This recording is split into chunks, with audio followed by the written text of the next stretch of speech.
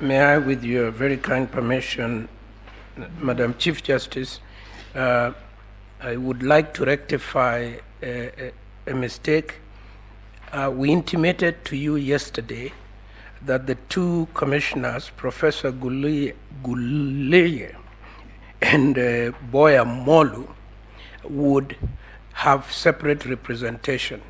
That has been achieved, and we have Dr. Willie Mutumbwa, who is in court, and we have for Mr. Professor Guleye and Mr. Peter Wanyama for Commissioner Molu.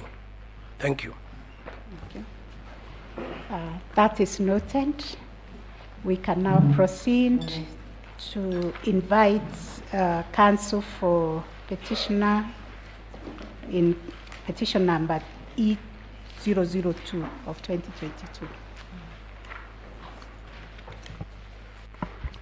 Thank you very much, Your Ladyship, the Chief Justice, members of the court. I wish to make submissions this afternoon before you on behalf of the third petitioners in the consolidated petition. The petition filed by the third petitioner, initially as petition number 2 of 2022, raises or has issues that deal with all the issues that had been framed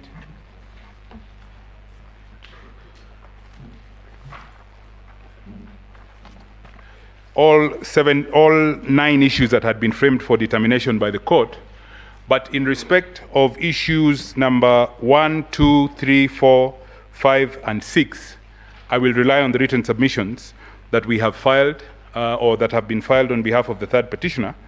And I will utilize my time on my feet this afternoon to focus on issue number 6, the cojoined issue number 7, number 8, and number 9 of the issues that the court framed or the court has framed for determination. I wish to get straight into issue number 6. And my humble understanding of issue number 6, and I will read it just for clarity, whether the IEBC has carried out the verification, tallying, and declaration of results in accordance with Article 138(3)(c) and 138(10) of the Constitution. Again, it is my humble understanding from the manner in which that issue is phrased, that what the court is inquiring into is not whether tallying and verification should be done in accordance with Article 138(3)(c) and 138(10), but indeed whether tallying was carried out by Article 138(3)(c) and 138(10) by the IEBC. Time was taken by my learned senior colleague, Mr. Paul Mwangi, earlier on this morning, to make submissions as to what the IEBC is, the meaning and definition of the IEBC, and what amounts or what body or group of people then amount to the IEBC. And that is a submission of law, and I don't intend to repeat the submissions that were made by my learned senior colleague. But the issue as framed in number 6 invites a detailed factual inquiry.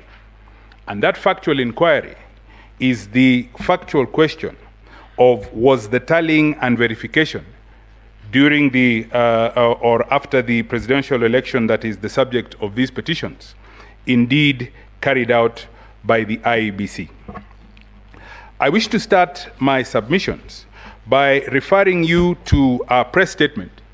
And that press statement is by the chairman of the IEBC. I believe he's the second respondent. That press statement is dated the 17th of August 2022, and that press statement is to be found in volume 4 of the third petitioner's documents at pages 493 to 496. That press statement is dated the 17th of August. It is headed, the subject is staff murder, profiling, and misleading reports on the presidential election. It is under the hand of the chairman of the IEBC, and it is divided into 3 parts. I wish to focus my submissions on part 3. And part 3 is headed Declaration of Presidential Results. And I submit that this press statement is important because it is the first account by the second respondent as to how tallying and verification took place. In line 12, he states, "For the avoidance of doubt, the law provides that the chairperson of the commission is the returning officer of the presidential election."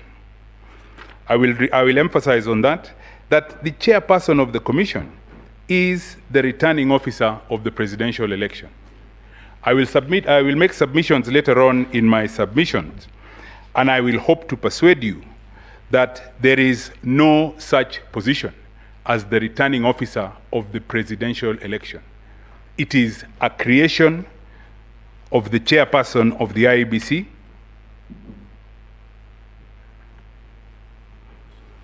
and it is created for the purposes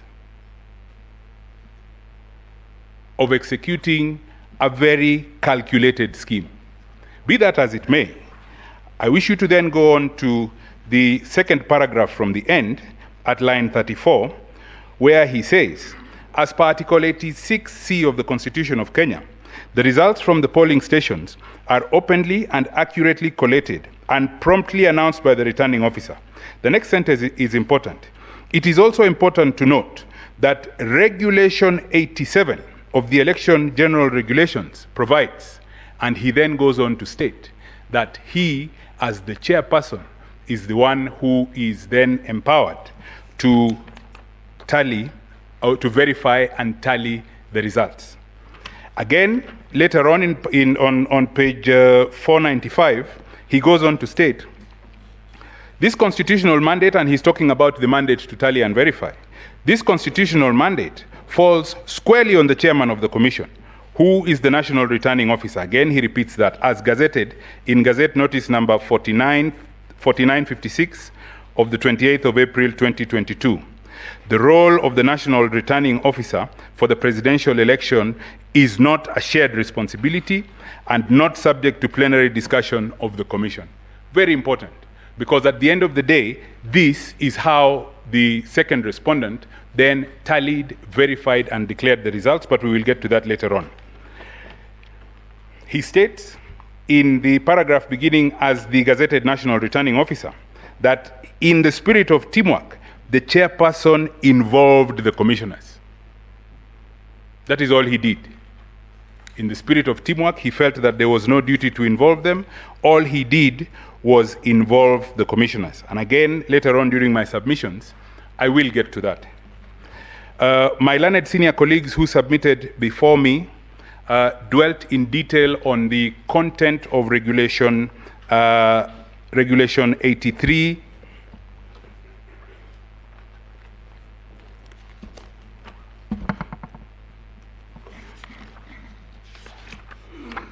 The content of Regulation 83.2 and Regulation 87.3.1, Regulation 87.3 in its entirety, and the manner in which those two regulations enable the chairperson singularly to tally or to verify and tally results in the presidential election.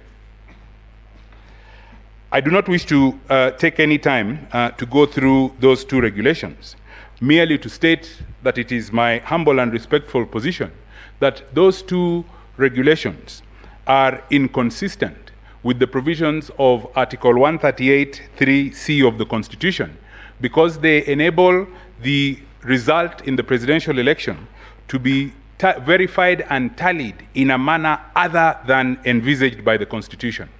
There is a substantive prayer in the petition to declare those two regulations unconstitutional. And I state for that reason that relief should be granted. Later on in my submissions, I will then make submissions as to the consequence of those regulations being unconstitutional and having then hopefully being declared unconstitutional by this court.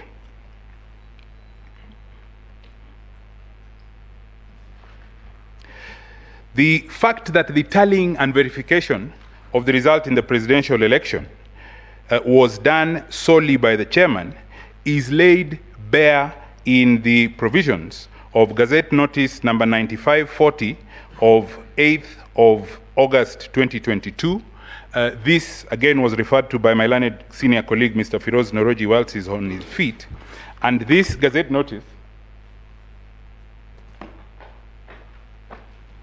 is to be found at page 36 of the affidavit sworn by the second respondent and drawn by the firm of my good and learned friend Mr. Eric Gumbo and Associates at page 36 of that affidavit.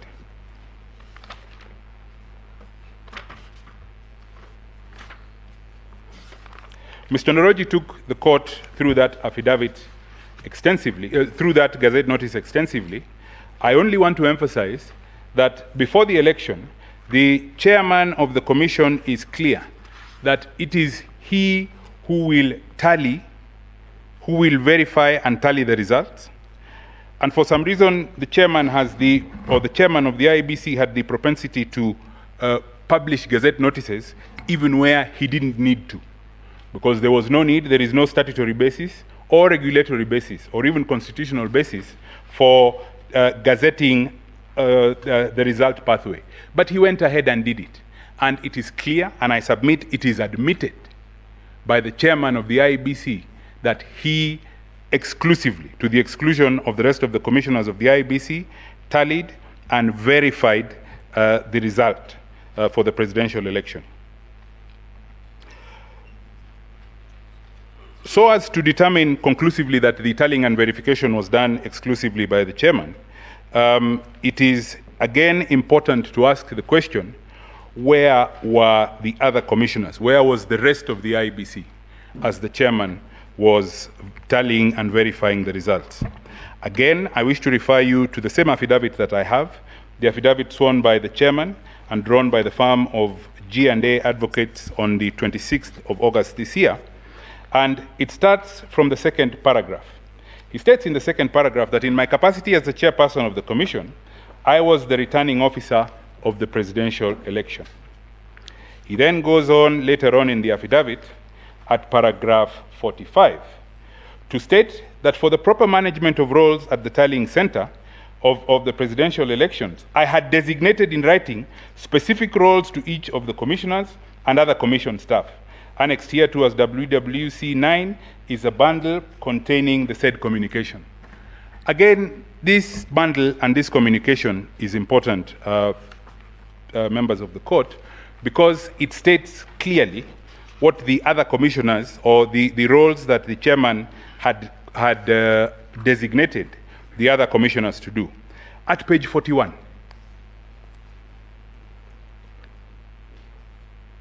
there is an internal memo or a letter signed by the chairman on the 22nd of July addressed to the vice chairperson Juliana Cherere and Commissioner Boya Molu. And it is headed Appointment to the Media and Call Center Management Team for the Presidential Tallying Center, Bomas of Kenya. And he goes on, he says, consequently, you are hereby appointed to the Media and Incident Reporting Team of the Presidential Election Tallying Center as follows. Juliana Cherere, team leader. Commissioner Boya Molu, alternate team leader.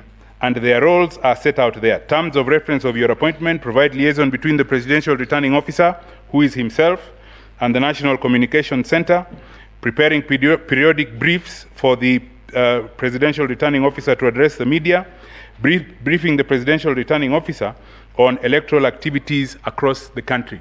Nothing to do with tallying and verification. The two subjects of that letter are commissioners of the Iebc.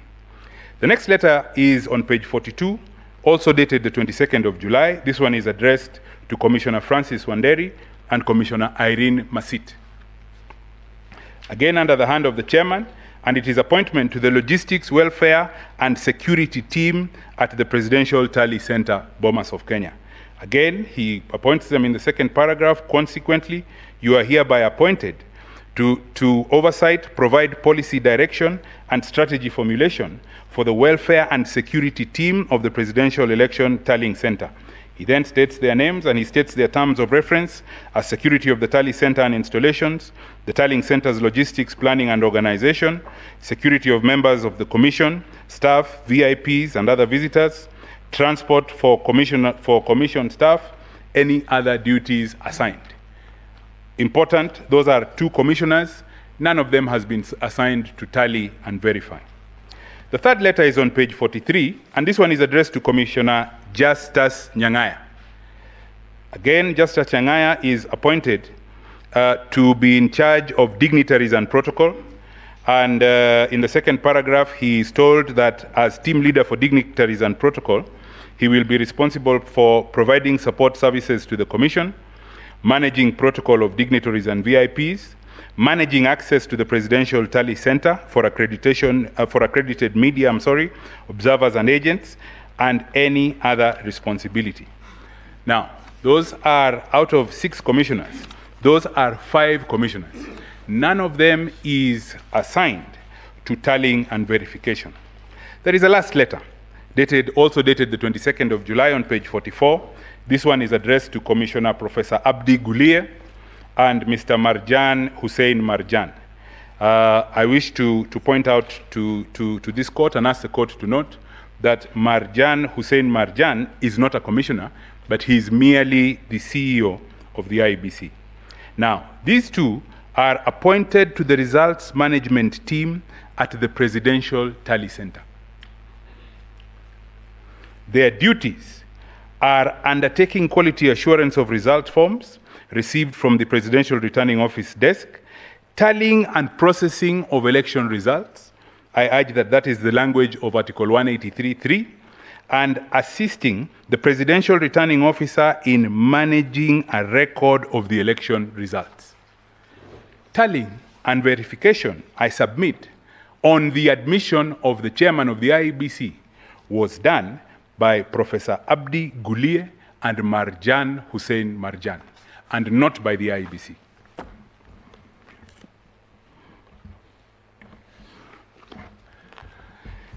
The tallying process continues unconstitutionally as it was being conducted, and I want to pose the question and attempt an answer to the question, how does that process then end?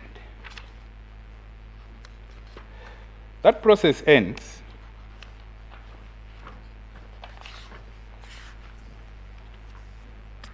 as set out in paragraphs, again, the same affidavit of the chairman, at paragraph 76 onwards.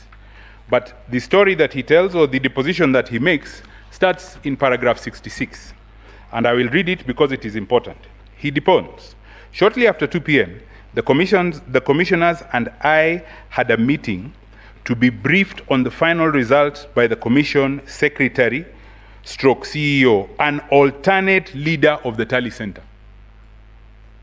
The meeting was only for a briefing.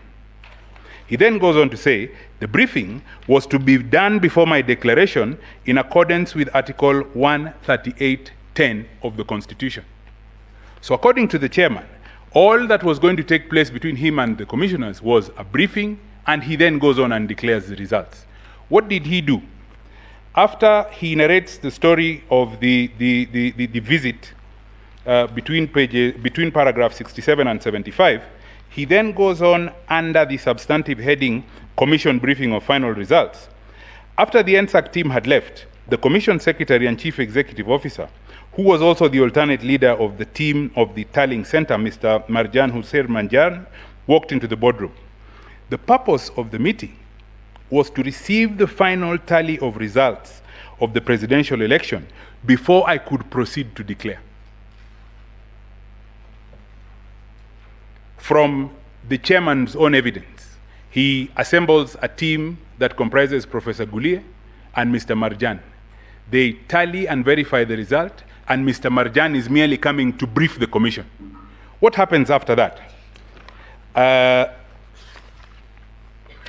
There is between paragraph 77, where he states that copies of the results were handed to the commissioners, And that is all that was done. The result had been tallied and verified elsewhere. The copies are merely handed. There is a conversation. There is no agreement. And of importance, at paragraph 81, the chairman deposed as follows. I walked out of the meeting room accompanied by Commissioner Professor Gulie, Commissioner Molu, and the Chief Executive Officer. And he then went to the auditorium and declared the results. In the chairman's own words, and I submit that his narrative of what took place is important. That is how the tallying and verification of the result in the presidential election took place. To answer or to attempt an answer to the question that is sought by this court by framing ground number 6 as it is, whether Iebc carried out verification, tallying, and declaration of the results in accordance with Article 138.3c and 138.10, I would answer that question in the negative. Tallying was carried out by the chairman alone. At best, the chairman, Professor Gulie, and Mr. Marjan. A quick look at Section 5.1 of the Iebc Act would disclose that those 3 gentlemen, however eminent, are not the Iebc. What the Constitution enables the chairman to do on his own is to declare the result. I submit that the election is a process, it is a progressive process, and the completion of one process enables another. If you do not complete voting, you cannot tally. If you don't complete tallying, you cannot declare. I submit that tallying and verification, having not taken place as provided by the Constitution, then there was no result for the chairman to declare.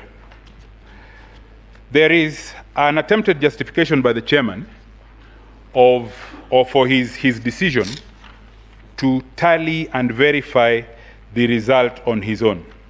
That justification exists in an affidavit sworn by the chairman. This time it is drawn by the firm of Iseme Kamau and Maema Advocates. It is at page 14, at paragraph 62. The chairman attempts to justify his decision to tally and verify alone from this court's decision in Raila 2017. With tremendous respect to the chairman, the issue of his ability to tally and verify on his own was not an issue in Raila 2017. And with the clear provisions of the Constitution, in Article 138.3c,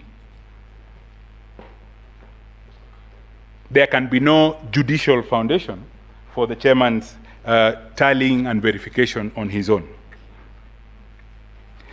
At the beginning of my submissions, I had submitted that I wish to demonstrate to this court that the chairman executed a very well calculated scheme to grab the election and to run the election on his own.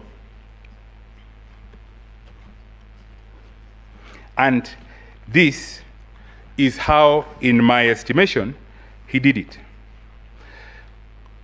Elections are normally commenced by a notice of elections that is issued under Section 14 of the Elections Act.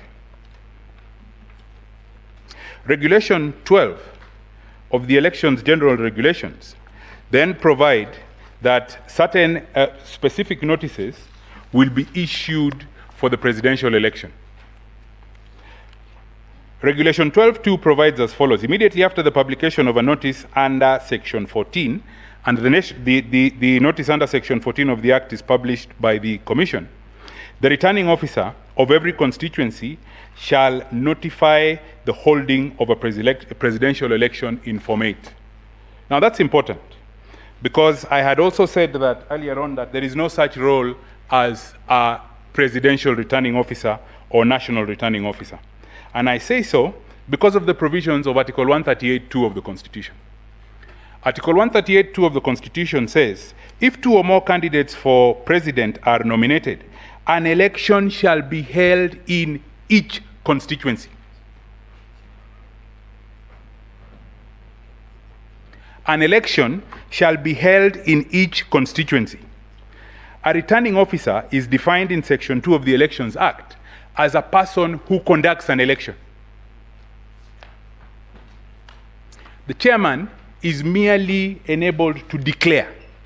The conduct of the election, by dint of Article 138(2), is by 290 returning officers. The notice that they were required to publish under Regulation 12(2) was never published. The 290 notices from the 290 returning officers was never published. There is no position like the national returning officer. So the first infraction is that there are no notices. The chairman constitutes himself as the national returning officer, and the notices are not published. The chairman gazetted himself. I believe the gazette notice, I think it is the 22nd or 28th of May. He gazetted himself as the national returning officer. As a matter of good electoral practice, returning officers are gazetted with deputies. The chairman gazetted himself with no deputy.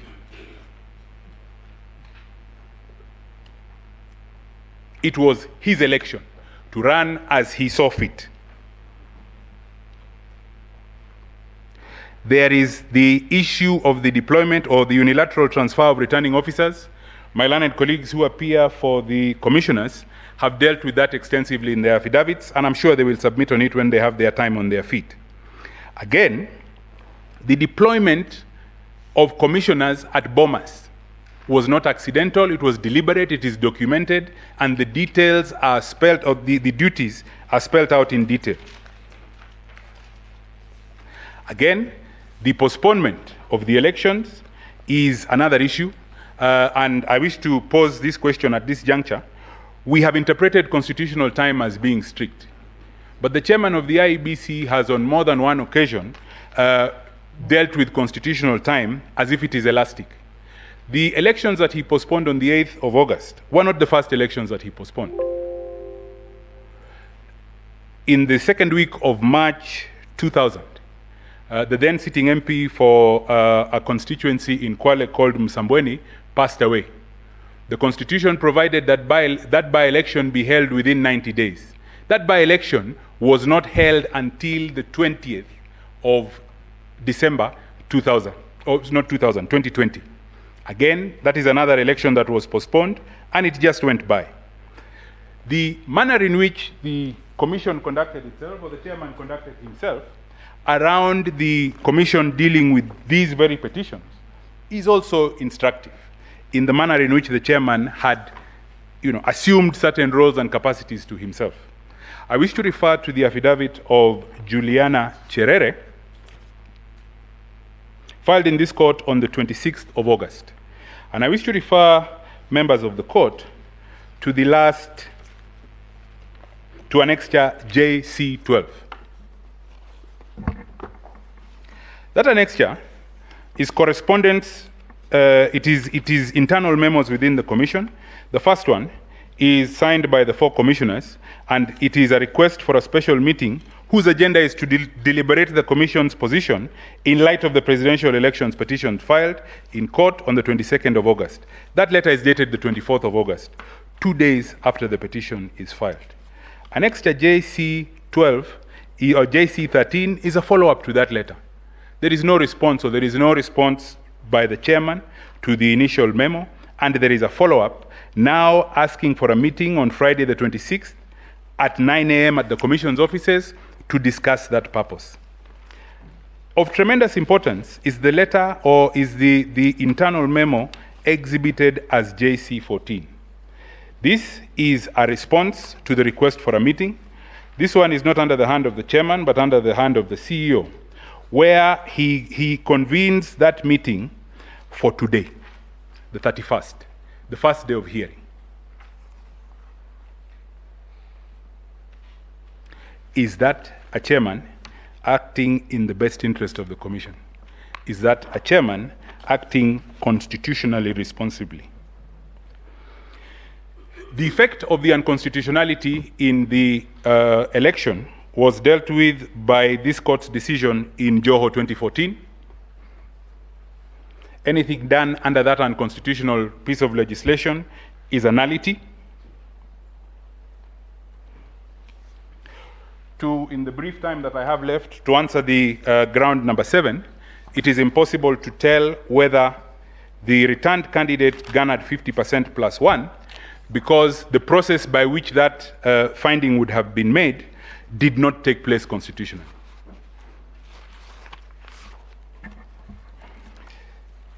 The election having been conducted as it was, there is no result.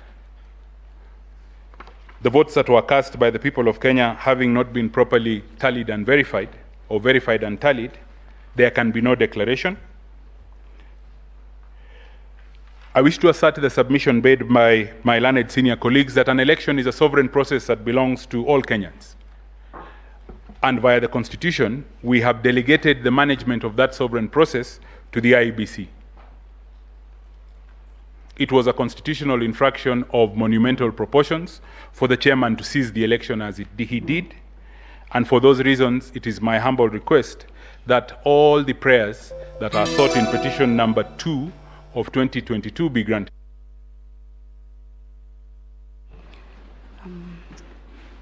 Thank you, Council.